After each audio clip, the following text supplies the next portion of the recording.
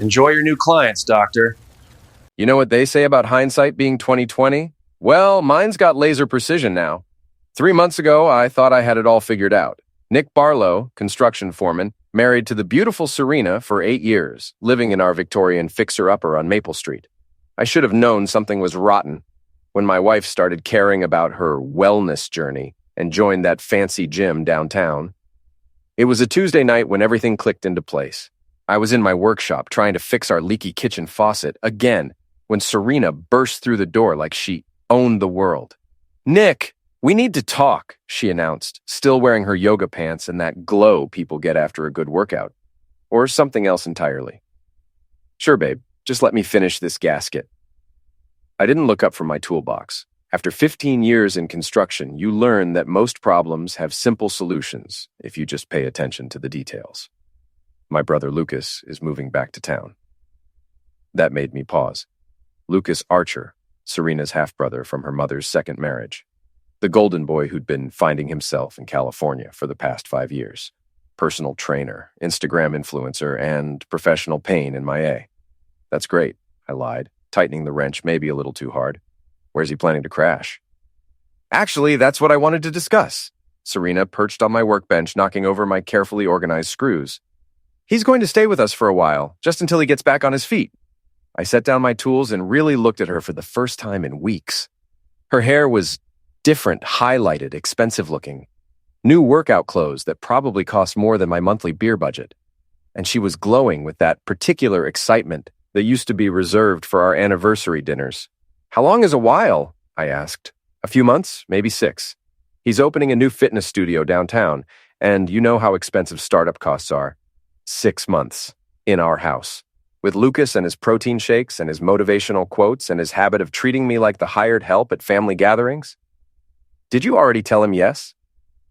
I already knew the answer from her defensive posture. "He's family, Nick. Family helps family." "Right. And when exactly does this family reunion start?" "He's driving in this weekend." This weekend. 4 days' notice for a 6-month house guest. I picked up my wrench and went back to the faucet, mostly to keep my hands busy and my mouth shut. In construction, you learn to think before you act, measure twice, cut once. But Serena had already made the cut. "The guest room's been storage for 2 years, I said finally. "It'll take time to clear it out." "Oh, don't worry about that. Lucas doesn't mind a little clutter. He's very adaptable." Adaptable. Right.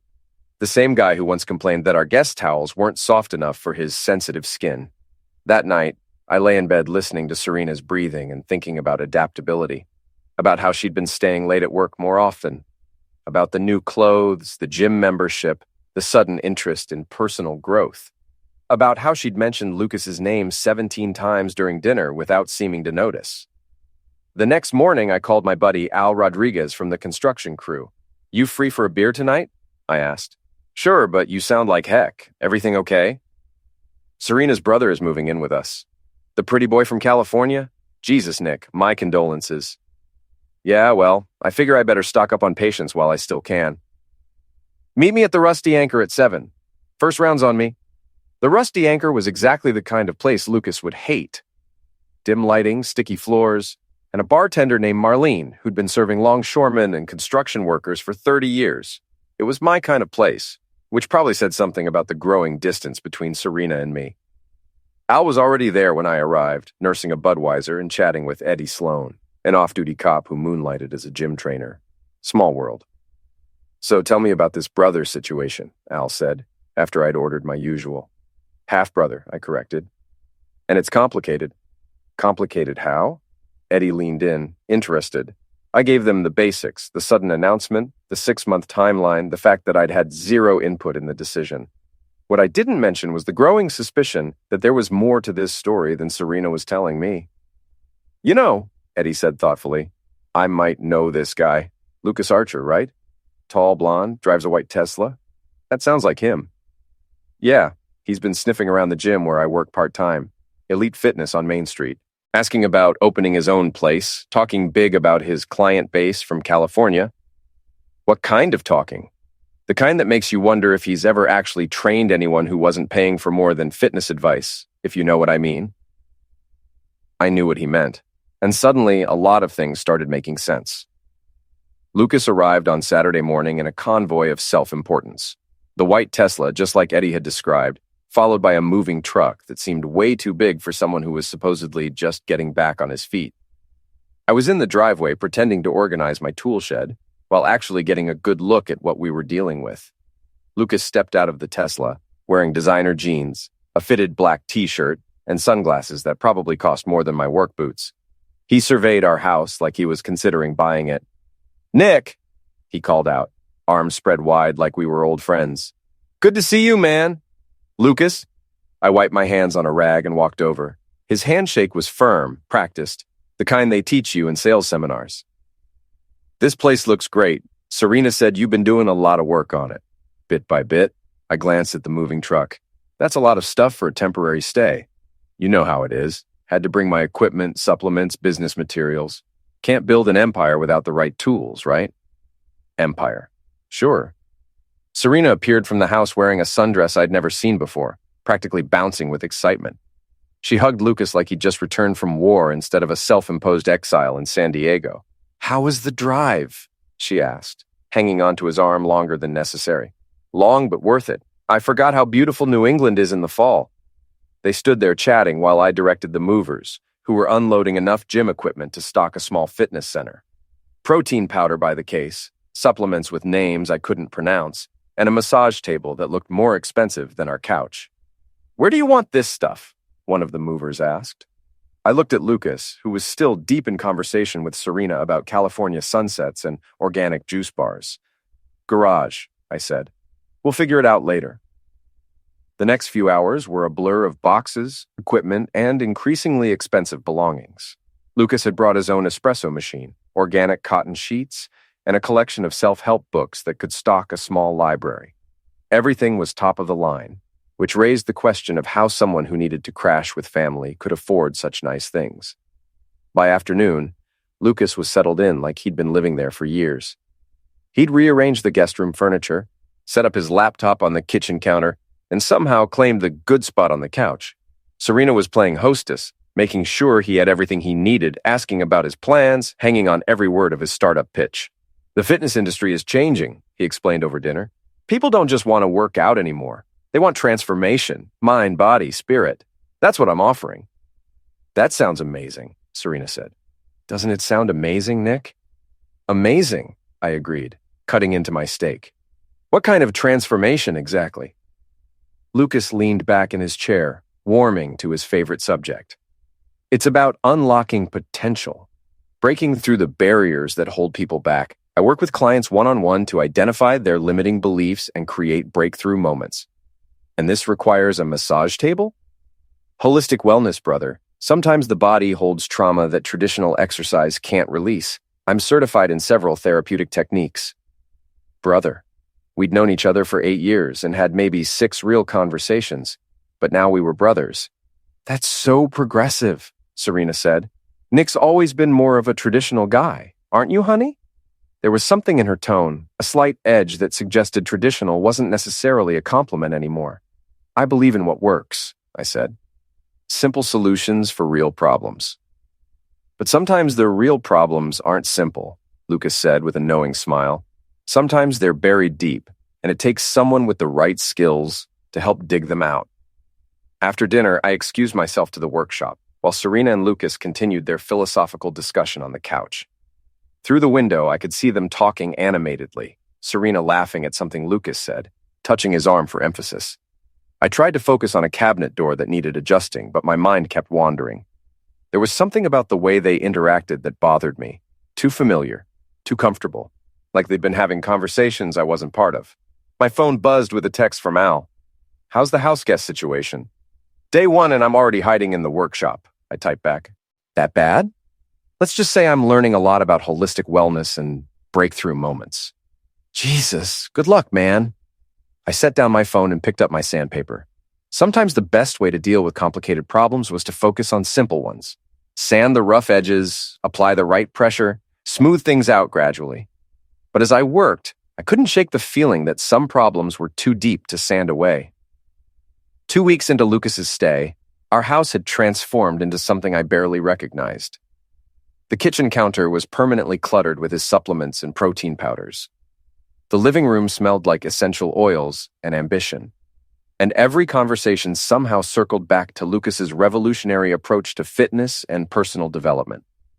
"You should try his morning smoothie," Serena said one Thursday morning as I grabbed coffee before work. "It's got adaptogens." "I'll stick with coffee," I said, kissing her cheek. She was already dressed in new workout clothes, hair pulled back in a perfect ponytail. "Don't you want to feel more energized, more focused?"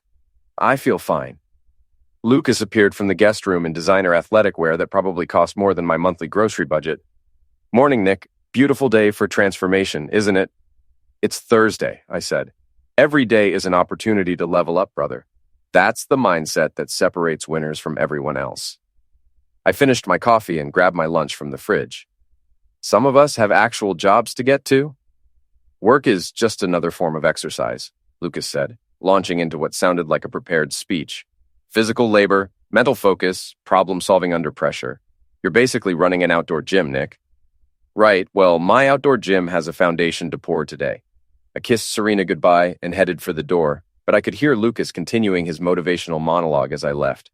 Something about channeling masculine energy and embracing physical challenges. At the job site, I threw myself into work with more intensity than usual. There's something satisfying about construction. You start with nothing, apply skill and effort, and end up with something solid and real. No philosophy required. No breakthrough moments needed.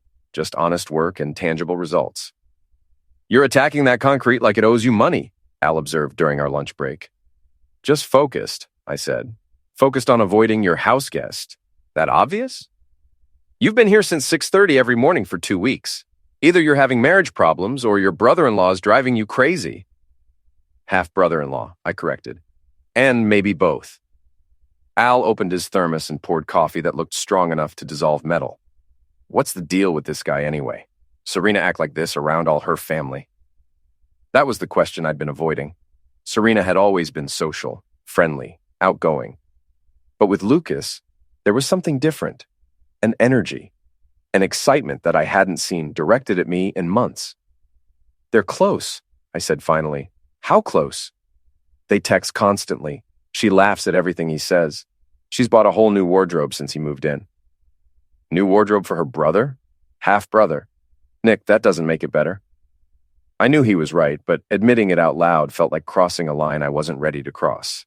Instead, I changed the subject to the afternoon's work schedule and tried to focus on problems I could actually solve. That evening, I came home to find Lucas and Serena in the living room with another woman I didn't recognize. She was probably mid-30s, attractive in an Instagram-filtered way, wearing yoga pants and holding a green smoothie. "Nick," Serena called out, "come meet Jessica. She's one of Lucas's first clients." Jessica stood up and extended a manicured hand. "Serena's told me so much about you. You must be so proud of what Lucas is building here."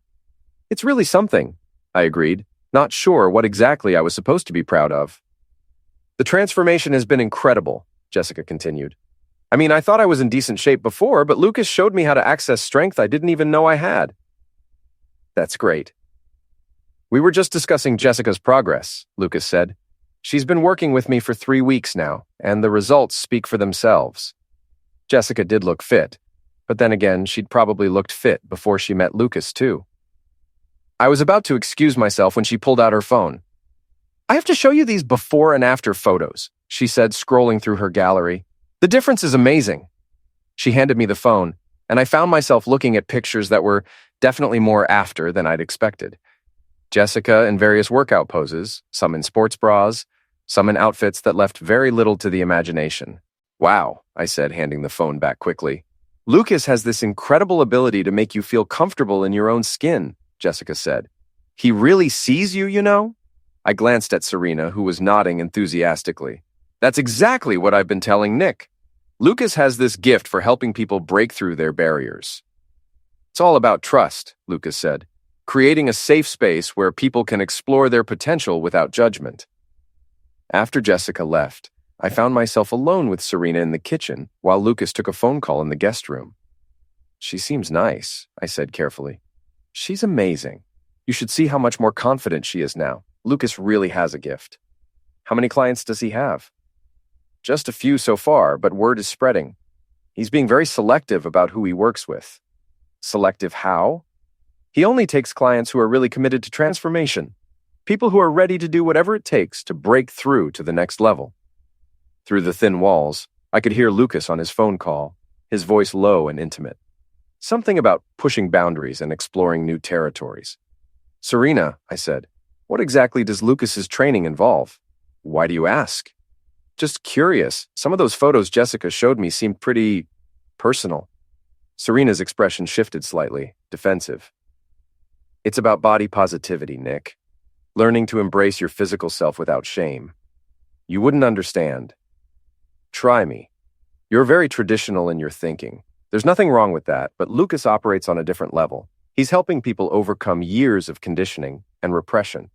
By taking pictures of them in their underwear, by helping them feel beautiful and powerful in their own bodies. God, Nick, sometimes you sound like such a prude. Prude? That was a new one. I'd never thought of myself as particularly conservative, but apparently, questioning Lucas's photography hobby made me uptight. That night, I lay in bed listening to the sounds of our house settling and thinking about boundaries. In construction, boundaries are everything. Property lines, building codes, structural limitations. Cross the wrong line, and everything falls apart. But what were the boundaries here? And who was responsible for maintaining them? 3 weeks later, I discovered exactly what Lucas's selective training involved. I'd come home early from work after finishing a job ahead of schedule, looking forward to a quiet afternoon in my workshop. Instead, I walked into a scene that made everything crystal clear. The living room had been rearranged to create a makeshift photography studio. Professional lights, a camera on a tripod, and Lucas directing a young woman in poses that belonged in a men's magazine, not a fitness program. Feel the power in your core, Lucas was saying. Let that energy flow through your entire body. Beautiful, Sarah. Now arch your back just a little more. Sarah, who couldn't have been more than 25, was wearing workout clothes that looked more like lingerie. She was following Lucas's directions with the kind of trust that made my stomach turn. I stood in the doorway for maybe 10 seconds before Lucas noticed me. Nick, you're home early. He didn't stop the session, didn't even look embarrassed. Sarah, this is Serena's husband I was telling you about, the construction guy. Sarah smiled and waved, apparently unconcerned about posing in barely there clothing in a stranger's living room. What's going on here? I asked. Portfolio development, Lucas said smoothly. Sarah's working on building confidence for a fitness competition. We're documenting her transformation journey. In my living room. The lighting is perfect in here this time of day. Don't worry, we'll have everything cleaned up before Serena gets home. That's when I realized Serena knew about this, had probably helped plan it.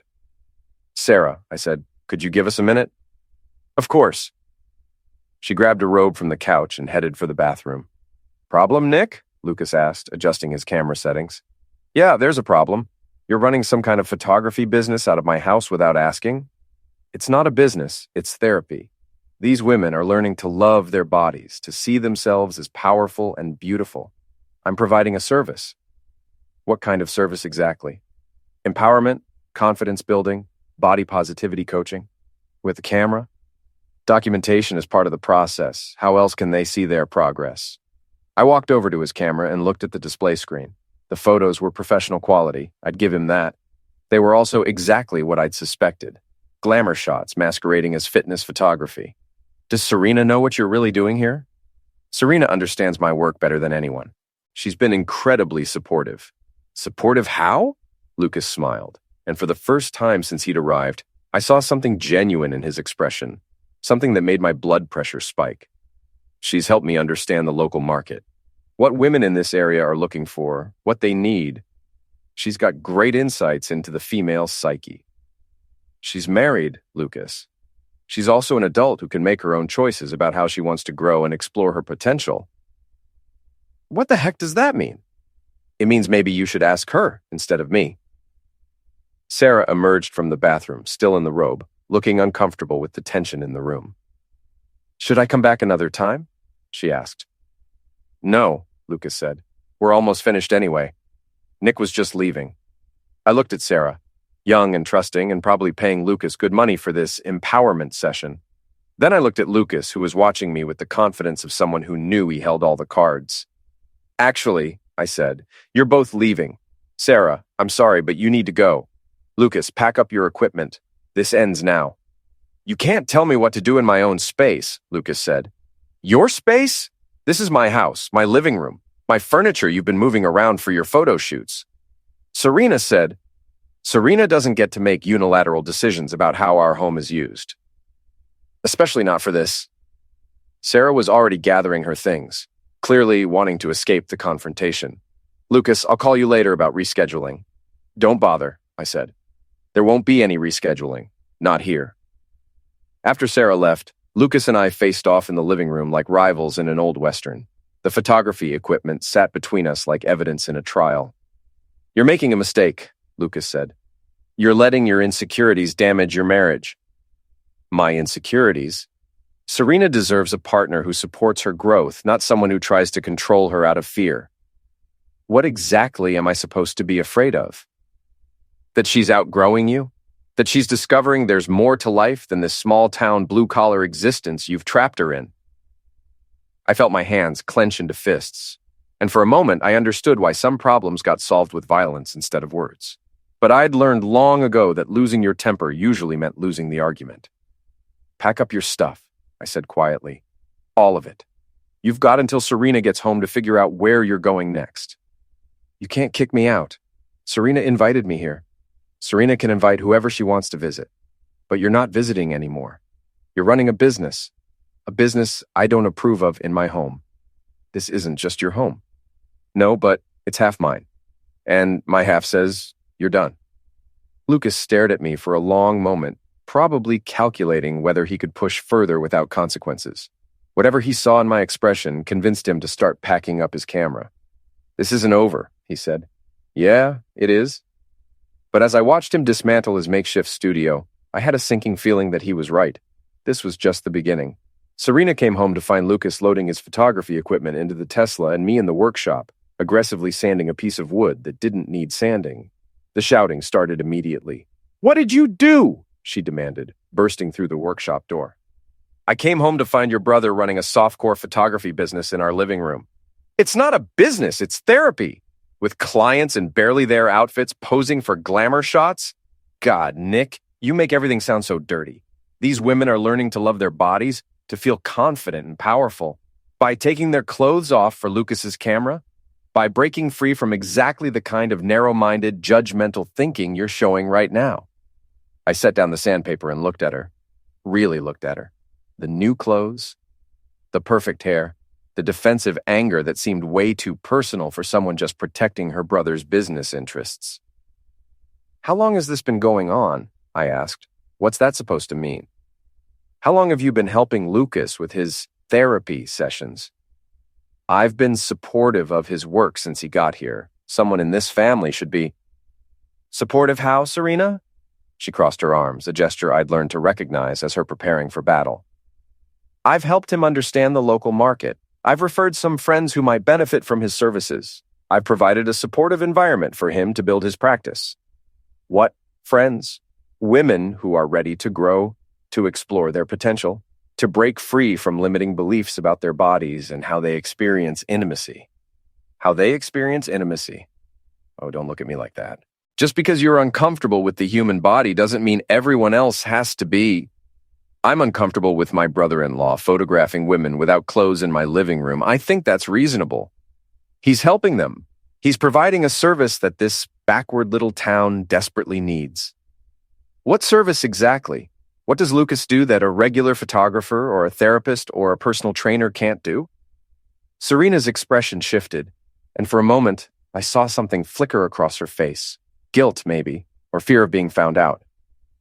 He combines all of those things, she said. He's holistic. He sees the whole person. I bet he does. What's that supposed to mean? It means I think you know exactly what kind of business Lucas is really running, and you're okay with it because it gives you an excuse to be part of it. The slap came so fast I didn't see it coming. My cheek stung, but not as much as the realization that we'd crossed a line we couldn't uncross. Don't you dare, she said, her voice shaking with rage. Don't you dare suggest that Lucas and I would what, Serena? You know what? No, I don't. Why don't you explain it to me? You're sick. You're jealous and insecure, and you're projecting your own dirty thoughts onto a completely innocent situation. Innocent. Yes, innocent. Lucas is my brother, and he's trying to build a legitimate business, and you're sabotaging him because you can't stand the idea of anyone in this family being successful. Half-brother. What? He's your half-brother. You keep forgetting that. That doesn't matter, doesn't it? We stared at each other across the workshop, years of marriage and accumulated resentments hanging in the air between us. Outside, I could hear Lucas slamming the trunk of his Tesla. He's leaving, Serena said. Good. He's my family, Nick. And you just humiliated him and destroyed his business opportunity because of your own hang-ups. My hang-ups? Yes, your inability to accept that some people want more from life than fixing faucets and drinking beer at that awful bar. What's wrong with fixing faucets? Nothing if that's all you want from life, but some people have bigger dreams. Some people want to grow and explore and push boundaries. What boundaries are you talking about, Serena? She opened her mouth to answer, then seemed to think better of it. I'm going to help Lucas find a hotel room, she said instead. Don't wait up. After she left, I sat in my workshop surrounded by tools and half-finished projects, trying to process what had just happened. 8 years of marriage, and I'd never seen Serena that angry, that defensive, that passionate about anything. Especially not about me. My phone buzzed with a text from Al. Beer? Yeah, I typed back. I need several. At the Rusty Anchor, I gave Al and Eddie the abbreviated version of the afternoon's events. They listened without interruption, occasionally exchanging glances that suggested they weren't entirely surprised. So, let me get this straight, Eddie said when I finished. This guy's been living in your house, running some kind of photography business with clients without clothes, and your wife is defending him. That's about the size of it. And she slapped you when you suggested there might be more to their relationship than family loyalty. Yeah. Nick, Al said carefully, what do you think is really going on here? I drained half my beer before answering. I think my marriage is over and I'm the last one to figure it out. Maybe not over, Eddie said, but definitely in trouble. What would you do? Me? I'd hire a private investigator and start documenting everything, but that's the cop in me talking. What about the friend in you? Eddie was quiet for a moment. The friend in me says you deserve better than being made to feel crazy for having normal human reactions to abnormal situations. Abnormal how? Brothers don't usually help sisters explore that side of themselves, Nick. Even half-brothers. We sat in silence for a while, nursing our beers and watching the evening news on the bar's ancient television. Finally, Al spoke up. You want some advice? Sure. Don't make any big decisions while you're angry. But don't ignore what you saw today either. Trust your instincts. My instincts are telling me to punch Lucas in the face. That's not instinct, that's emotion. Your instincts are telling you something's wrong with this whole situation. Listen to that. I went home to an empty house and a note from Serena saying she was staying at her friend Jessica's house to think about things. The guest room was cleaned out, all traces of Lucas's month-long residency erased except for the lingering smell of his expensive cologne. I poured myself a whiskey and sat on the couch, looking around the living room where I'd found Lucas conducting his therapy session. Everything looked normal now, but I couldn't shake the feeling that nothing would ever be normal again. My phone buzzed with a text from an unknown number. This isn't over, brother. Some people can't handle other people's success, but the truth has a way of coming out. L. I stared at the message for a long time before deleting it. Lucas was right about one thing. The truth did have a way of coming out. I just wasn't sure I was ready for what that truth might be. Serena didn't come home that night, or the next night. By Friday, I was starting to wonder if she was coming home at all. I threw myself into work, staying late at job sites and taking on weekend projects I'd normally pass up. Physical labor was good for processing anger, and I had plenty to process. But no matter how many hours I put in, I couldn't shake the feeling that I was missing something important. The answer came from an unexpected source. I was at the Rusty Anchor Friday night, nursing my second beer and trying to decide whether to order food or just go home to another empty house when Jessica walked in. Not the Jessica who was Serena's friend, a different Jessica. Sarah's friend, as it turned out. She spotted me at the bar and walked over with the determined stride of someone on a mission. You're Nick, right? Serena's husband? That's me. I'm Jessica Martinez. My friend Sarah was at your house earlier this week for a photo session. Right, the one I interrupted. Can I buy you a drink? I think there are some things you should know about Lucas and his business. I gestured to the empty stool next to me. I'm listening. Jessica ordered a wine and took a deep breath. Sarah's my roommate. We work together at the bank downtown. She's been seeing Lucas for about a month now. Seeing him professionally? That's what she thought at first. He approached her at the gym, said he could help her build confidence, break through some personal barriers. She was going through a rough breakup, feeling pretty vulnerable. And the session started normal enough, fitness coaching, some life advice, basic photography to document her journey. But they escalated pretty quickly. Escalated how? Jessica pulled out her phone and scrolled through some messages. She's been texting me about it. At first, she was excited. Lucas made her feel special, chosen. He said she had rare potential and that most people wouldn't understand the kind of work they were doing together. What kind of work? He calls it breakthrough therapy. Basically, he convinces these women that their problems stem from repressed desires and body shame. Then he helps them work through those issues. I felt my stomach drop. How does he help them work through it? Exactly how you think. The photography sessions get more and more revealing. He touches them during poses, says it's about energy alignment and releasing blocked emotions. Then he suggests private sessions to really dig deep into their core issues. Jesus. Sarah finally realized what was happening when he suggested they needed to explore tantric healing to complete her transformation. She got scared and called me. Is she okay? She's embarrassed and angry, but she's okay. The thing is, Nick, she's not the first one. Jessica showed me her phone screen. It was a private Facebook group called Breakthrough Warriors, with about 20 members, all women, all sharing stories about their transformation journeys with Lucas. Some of them are pretty explicit about what those transformations involved, Jessica said.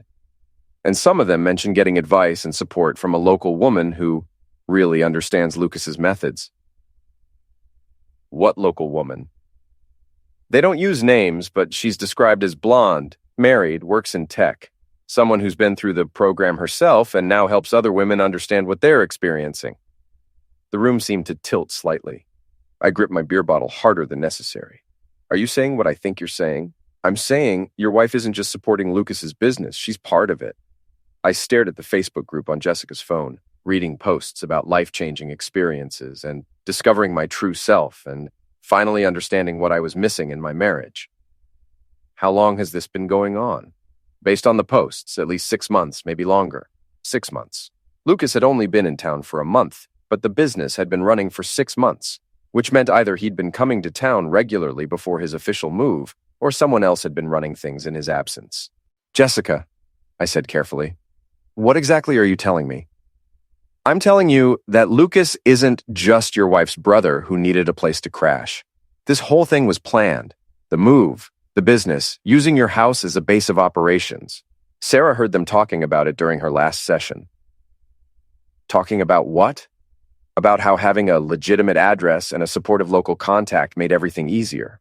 About how much simpler it was to run the business with proper infrastructure. Infrastructure. Your house, Nick, your respectability, your wife's connections in the community. I finished my beer and signaled Marlene for another one. My hands were surprisingly steady, but my mind was racing. There's something else, Jessica said. Sarah recorded part of her last session with Lucas. She was scared and wanted evidence in case things went bad. What kind of evidence? Jessica pulled up an audio file on her phone. Just listen to the first minute. She hit play, and I heard Lucas's voice, smooth and professional, talking about breakthrough moments and releasing inhibitions. Then I heard another voice, softer but unmistakably familiar, talking about how liberating it was to explore that side of yourself without judgment. Serena's voice. She was there? I asked. She was coaching Sarah through some kind of exercise. Lucas called her his senior practitioner. I listened to my wife's voice, encouraging a stranger to let go of her inhibitions, to trust Lucas completely, to understand that what they were doing was beautiful and natural and nothing to be ashamed of. Turn it off, I said. Jessica stopped the recording. I'm sorry, Nick. I thought you should know. Yeah, thank you. What are you going to do? I looked around the rusty anchor at the familiar faces and comfortable surroundings that suddenly felt like they belonged to someone else's life. I honestly don't know. Jessica finished her wine and stood up. For what it's worth, Sarah feels terrible about what happened at your house. She had no idea you didn't know about the business. It's not her fault. No, it's not. But the people running it, they knew exactly what they were doing. After Jessica left, I sat at the bar for another hour, nursing my beer and trying to process what I'd learned. 8 years of marriage, and I'd never suspected that my wife was capable of this level of deception. The planning, the manipulation, the complete disregard for our relationship and our home. My phone buzzed with a text from Serena. Still thinking, need more time. I stared at the message for a long time before typing back. Take all the time you need. But even as I sent it, I was already making plans. In construction, when you discover that the foundation is rotten, you don't try to patch it. You tear it down and start over. It was time to start over. I spent the weekend alone, which gave me plenty of time to think. By Monday morning, I had a plan. It wasn't particularly complicated. The best plans never are, but it was thorough. First, I called a lawyer. Not just any lawyer, but Rebecca Chen, the divorce attorney who'd handled Al's messy separation 2 years earlier. She was smart, ruthless, and had a reputation for protecting working-class guys from spouses who tried to take them to the cleaners. I need to document everything, I told her during our consultation. The business, the deception, the use of our home for illegal activities. Illegal activities? I explained what I'd learned about Lucas's breakthrough therapy business and Serena's role in it. Rebecca took notes and asked pointed questions about finances, property ownership, and evidence. The good news is that Massachusetts is a no-fault divorce state, so proving adultery won't affect property division, she said. The bad news is that it also won't help you get more than your fair share. I don't want more than my fair share. I just want out without getting destroyed financially. That's refreshingly reasonable. Most of my clients want revenge. I want justice. There's a difference. Sometimes. What kind of justice are you looking for? I want them exposed. I want their victims to know what really happened. And I want to make sure they can't do this to anyone else. Rebecca smiled. Now that sounds like something we can work with. The second part of my plan involved Eddie Sloan. I met him for coffee Tuesday morning and laid out what I needed. I can't officially investigate this, he said. It's not in my jurisdiction and I don't have probable cause for criminal activity. What about unofficially? Unofficially, I can make some calls to friends in other departments. See if Lucas has a history of this kind of thing in other cities. And I can keep my ears open around the gym. See if anyone else has stories to tell. I'd appreciate that. Nick, you realize this could get ugly, right? If Serena's as involved as you think she is, she's not going to go quietly. I know. And Lucas sounds like the type who might escalate things physically. I know that too. Eddie studied my face. You sure you want to go down this road? Sometimes it's easier to just walk away. Sometimes walking away is just another word for giving up, and I'm not ready to give up yet. The third part of my plan was the most important, gathering evidence. I spent Tuesday evening going through our financial records, looking for patterns I'd missed before. What I found was enlightening. For the past 8 months, Serena had been making regular cash deposits into her personal account. Small amounts, nothing that would trigger bank reporting requirements, but consistent. She'd also been spending money on things that didn't make sense for someone with her salary. Expensive clothes, spa treatments, professional photography equipment that she'd claimed was for her hobby. I found receipts for hotel rooms in nearby cities, always on weekends when she'd claimed to be visiting friends or attending work conferences. I found credit card charges for lingerie, massage oils, and something called tantric workshop materials. Most incriminating of all, I found a business license application in her name for something called Breakthrough Wellness Solutions. The application was dated 3 months before Lucas's arrival in town. By Wednesday, I had enough evidence to confirm what Jessica had told me. This wasn't a spur-of-the-moment affair or a business opportunity that had gotten out of hand. This was a carefully planned operation that had been in development for months. Serena finally came home Wednesday night, looking like she'd spent the week at a spa instead of soul-searching at her friend's house. She was tan, relaxed, and wearing another new outfit I'd never seen before. We need to talk, she said. I agree. We sat in the living room where I'd discovered Lucas's photo shoot, and I waited for her to begin. I've been thinking about our marriage, she said, about what we both want from life, what we need to be happy. And what conclusion did you reach? I think we've grown apart. I think we want different things now. What do you want, Serena? I want to grow. I want to explore my potential, to break free from the limitations I've been accepting for too long. What limitations? This life, Nick. This small town, small-minded existence. I want more. More what? More everything. More excitement, more passion, more connection with people who understand what I'm trying to become. People like Lucas? Lucas understands me in ways you never have. He sees my potential, my strength, my beauty. He makes me feel alive. There it was, the confession I'd been expecting since Friday night. How long? I asked. How long what? How long have you and Lucas been together? It's not what you think. What is it then? Serena took a deep breath, and for a moment I saw a flicker of the woman I'd married 8 years ago. Vulnerable, uncertain, human. It's complicated, she said. Uncomplicate it for me. Lucas and I have a connection, a spiritual, emotional connection that goes beyond conventional relationships. Are you sleeping with him? It's not about that, Nick. It's about growth, about exploring the full spectrum of human experience. Are you sleeping with him? Yes. The word hung in the air between us like smoke from a fire that had been burning for months without me noticing. How long? I asked again. Since Christmas. 9 months ago. I thought back to the holidays, trying to remember signs I'd missed. Serena had been distracted, distant, but I'd attributed it to work stress and family obligations. I'd never imagined she was planning the destruction of our marriage. So, Lucas didn't just decide to move back to town, I said. No, this was planned. Yes, the business using our house, everything. Yes. I stood up and walked to the window, looking out at the street where I'd lived for 8 years, where I'd thought I was building a life with someone who loved me. What happens now? I asked. I want a divorce. I figured that much out. I want to do this amicably. No fighting, no lawyers, no drama. We split everything 50-50 and move on with our lives. I turned back to face her. What about the business? What business? The breakthrough therapy business you and Lucas have been running? The one where you help him seduce vulnerable women? Serena's composure cracked slightly.